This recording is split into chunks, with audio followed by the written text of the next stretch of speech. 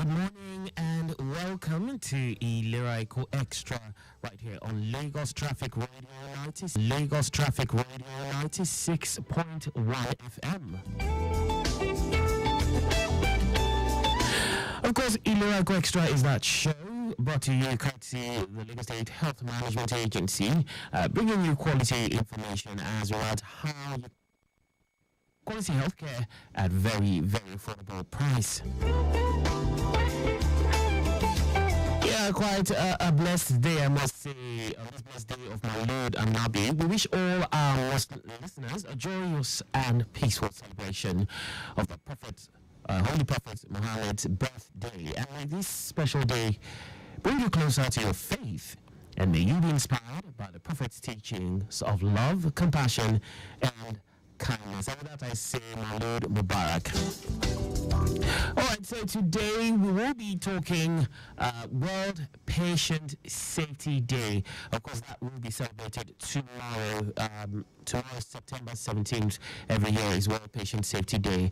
And we're reminded that the greatest wealth is health. These are the words of Virgil.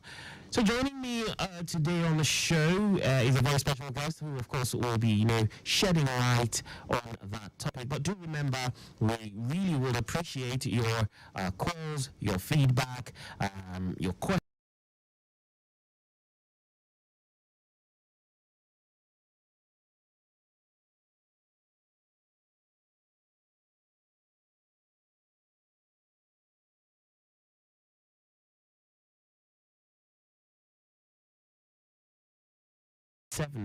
You can also call 091 538 77127.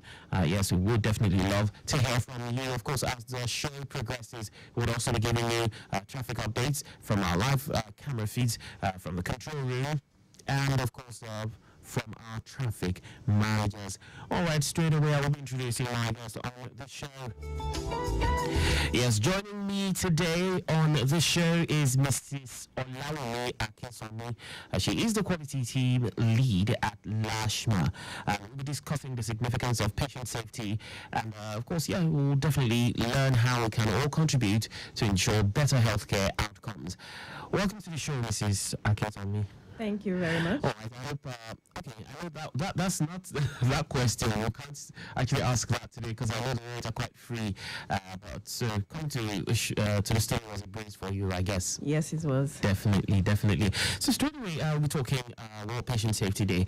Can you explain the concept of World Patient Safety Day? And of course, let's talk about its importance.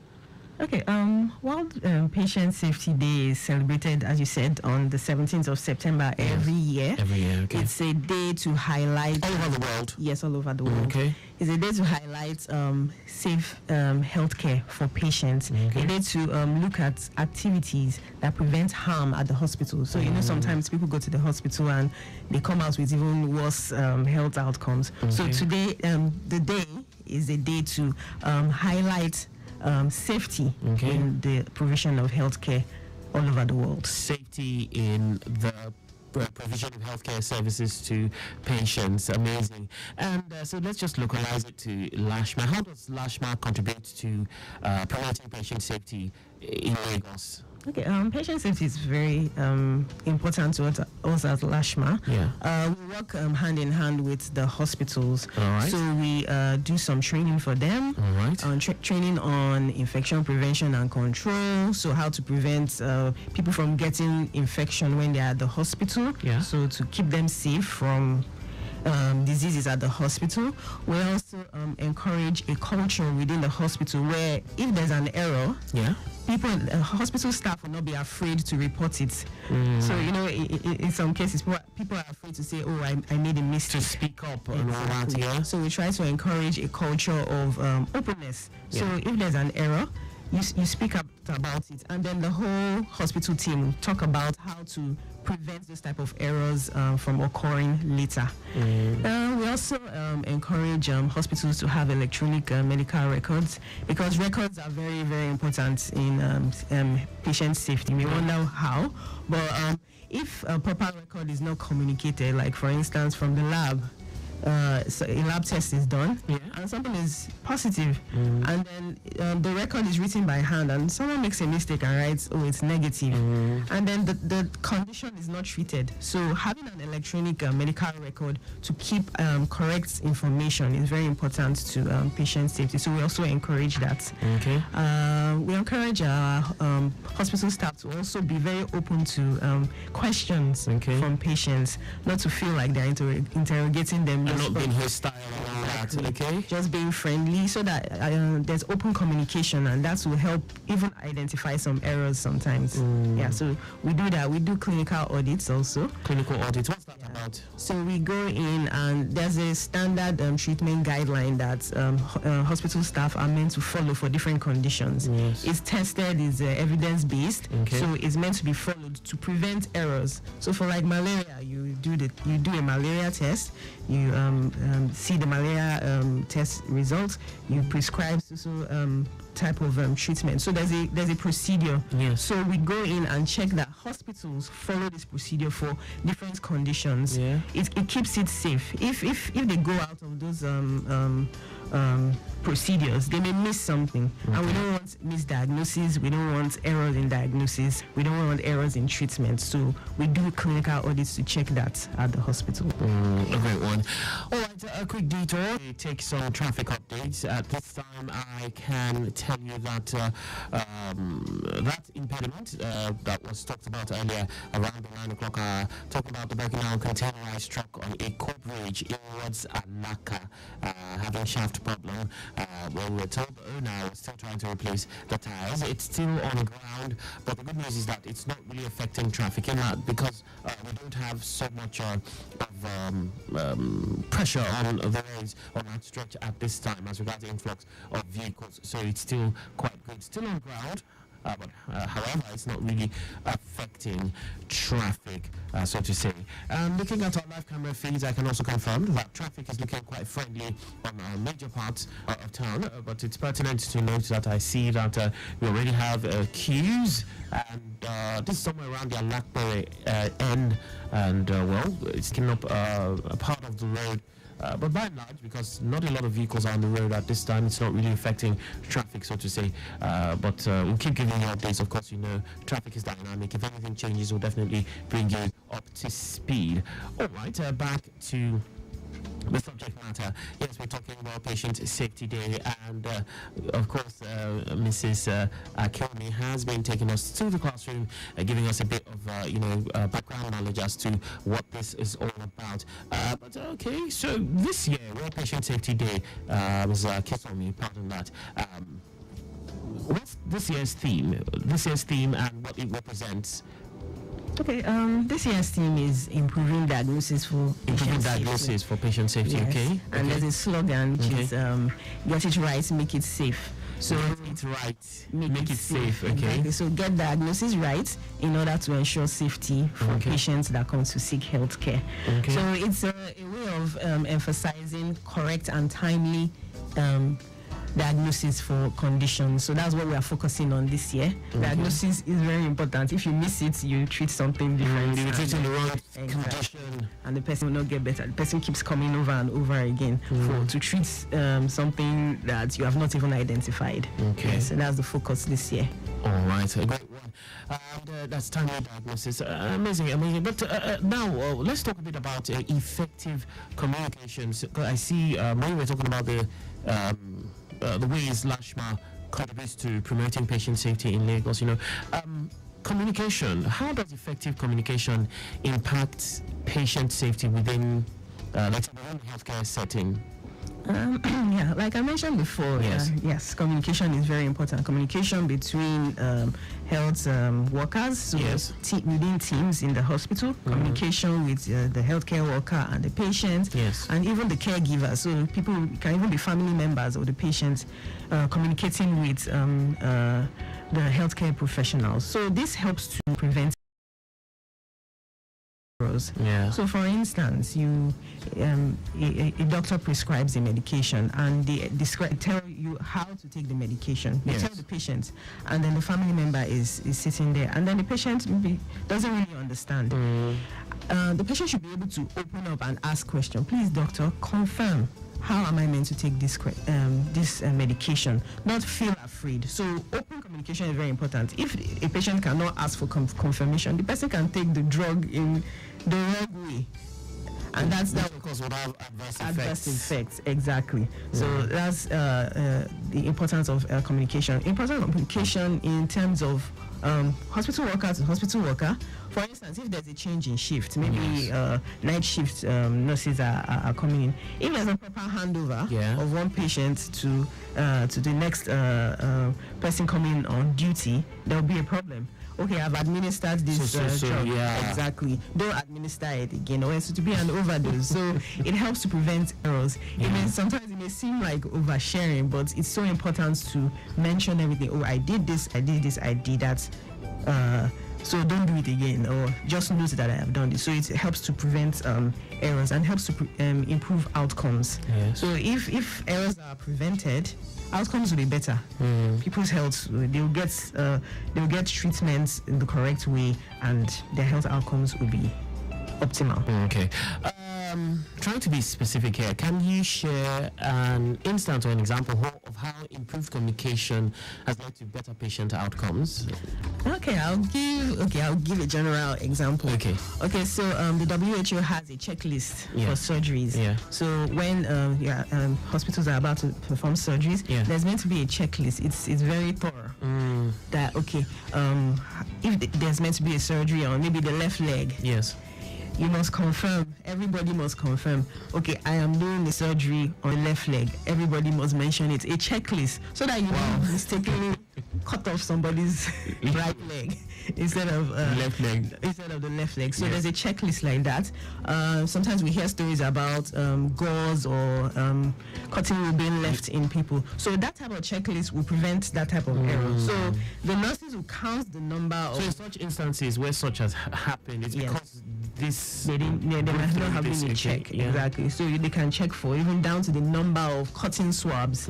So if at the end of the surgery you find, okay, at the beginning we had 10, now we have 8. Where's the remaining 2? So the error of leaving something in somebody would not happen. So it's open communication is very important. Amazing. That shows how important that is. All right, a quick breather as we take the shipping position. We'll be right back, and do remember we really would love to hear from you. 080-991-20777. Anything you'd love to add? You can also send a message via our WhatsApp if that's your medium of choice. 080-991-20777 and 091-538-77127. Stay close. We'll be right back. This is Shipping Position, brought to you by Lagos Radio 96.1 FM.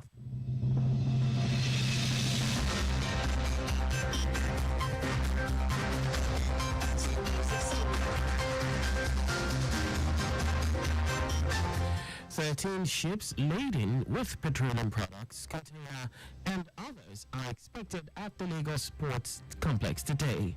The Nigerian Ports Authority (NPA) made this known in its publication Shipping Position. The publication says 9 ships containing jet A1, crude oil, bulk wheat, general cargo, container, vehicles, and bulk maize. NPA reports that one motor vessel is also waiting to berth with bulk sugar, while 3 motor tankers are waiting to berth with butane, AGO, and bulk fertilizer. And that's the Shipping Position. Thanks for listening. You've just listened to Shipping Position, brought to you by Lagos Traffic Radio 96.1 FM. Carol, come on. You don't hear say Lashma don't bring V-Boot come with market. Now who be Lashma? Lashma na Lagos State Health Management Agency. The people will bring ILERA EKO. Oh, okay. The social health insurance people. But wetin come consign us with V-Boots? Caro, V-Boots na the online store where subscribers fit get telephone healthcare talk with dokita. Dem don station all these V-Boot stores dem for all the big area markets throughout Lagos. People wey don already pay down for the standard Jara plan go enjoy all the better benefits of the old standard plan together with the new extra jolliment. Abeg, tell me say this talk na true. Just dial *6700 *006 # to join standard Jara one time or call 0700 ILERA EKO. You fit also send WhatsApp message to 0704 535 8275 or register online for www.lashma.com. ILERA EKO, nobody go carry last.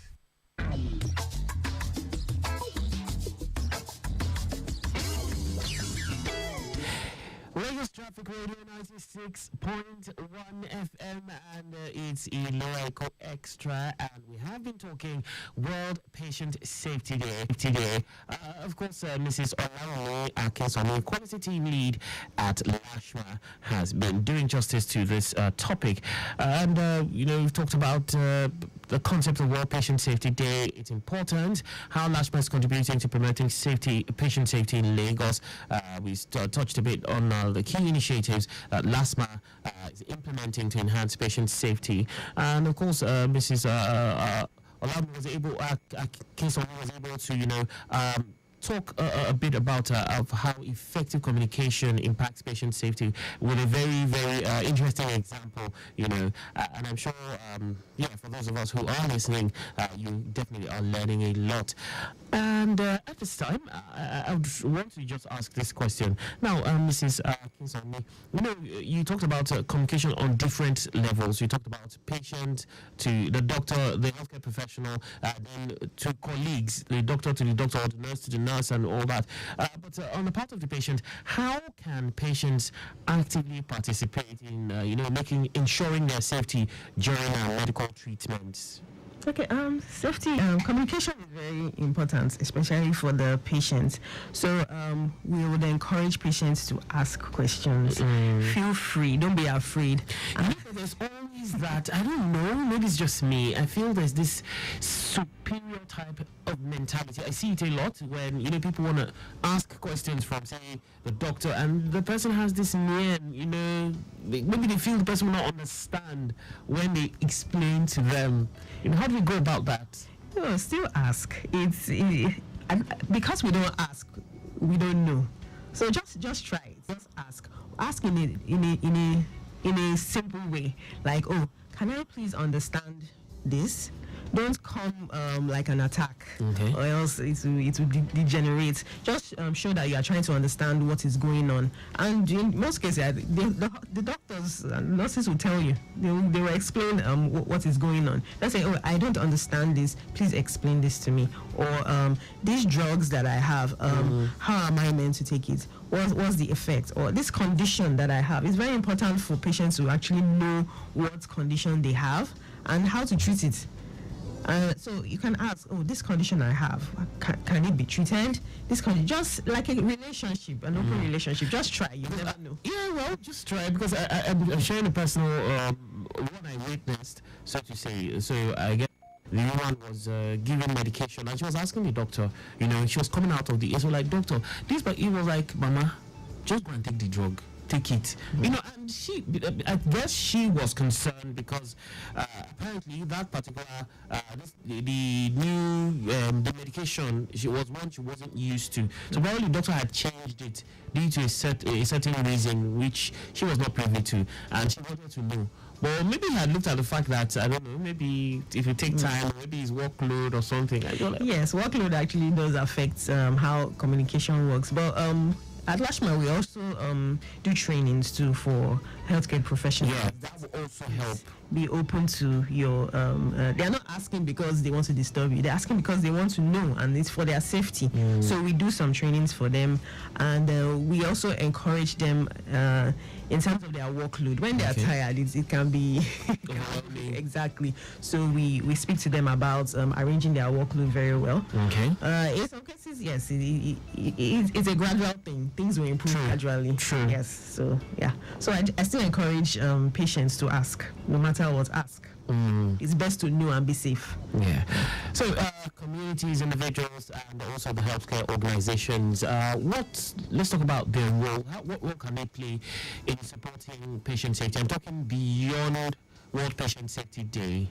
Okay, education is very important. Educating the patients, educating the communities can educate people around. Yeah. Because sometimes, in fact, people in the community, they have places where they gather. So you can just talk about things, chip it in. It could even be just a topic on hand washing. Hand hygiene is so important for safety. Even if you're not even in the hospital, just safety outside. Washing your hand, having clean hands is important. There can be outreaches, little discussions around about patient safety or hand hygiene or prevention of infection and things like that.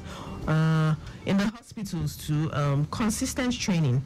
Doctors, nurses should have consistent training on things that are around patient safety. I know I've mentioned hand washing in this, but it's very important. It cannot be overemphasized. Exactly. True. Hand washing, proper diagnosis, proper communication, proper infection control. So continuous education. We always learn. Learning doesn't end. So exactly. So continuous training, continuous learning is what I encourage for that. Okay.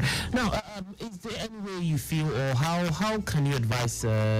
As regards families and patients, how can they engage with healthcare providers to say, maybe voice their concerns and questions about safety? Is there...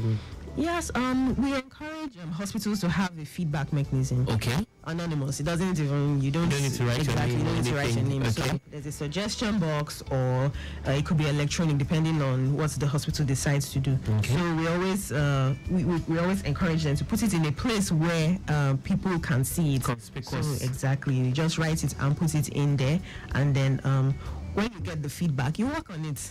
So that's what the quality team within Lashma does. We go into the hospitals and encourage them to work on the feedback that they get. Because sometimes you can get feedback and you're not working. You don't do anything about it because some suggestion boxes they just gather dust. Yeah. So we encourage them. We look at it. Okay, this is what people are saying. Yeah. What are the steps that you can do to correct this? And we work hand in hand with them. So we're like a partner. We're in partnership with the hospitals to, help feedback, to get some feedback and to work on it and improve quality of care. Amazing one. Quick look at the traffic situation. At this time, from our live camera feeds, I can tell you it's still a breezy, all the way through, coming from the 3rd Mainland Bridge down, connecting the down that stretch, looking really good. Nothing to worry about. The Ojota end, from what I see here, just a bit of a slow movement for those coming in from Kumatabela way. Okay, we have a call. Let's see if we can take this when I come back to. Hello, good morning. Yeah, this is Mr. Yusuf from Lamine Karidion. So great to have you on the show. Yes, I greet our resource person in there. My question You're is... saying hello? Okay, good morning, sir. Good morning, ma. Good morning, Weatherman. My question is this. A situation whereby one has been to the community pharmacy to get drugs, and maybe like 2 or 3 of them, they've not supplied them that drugs. Is it that one will now go back to... Is that prescription list that they won't take there, is it still viable for the other day? Okay. Or we now go to the... When we need to go back to the hospital and get another one, which will carry the date, another date.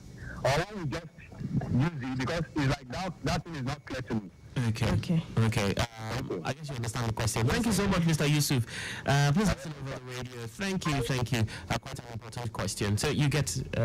Yes. Yeah, okay. Let's just address that. Okay, so the prescription stands. If they've given you maybe 2 drugs out of 5, the remaining 3, you can still get them with that same prescription. So it's once they give you 2, it's there's any way to indicate? Okay, there's a way to indicate. It reflects on our system. So if you go back to the pharmacy and they have the drug, they will know that these 3 are outstanding, and they'll give you. You don't have to go back to your hospital to go and receive another prescription.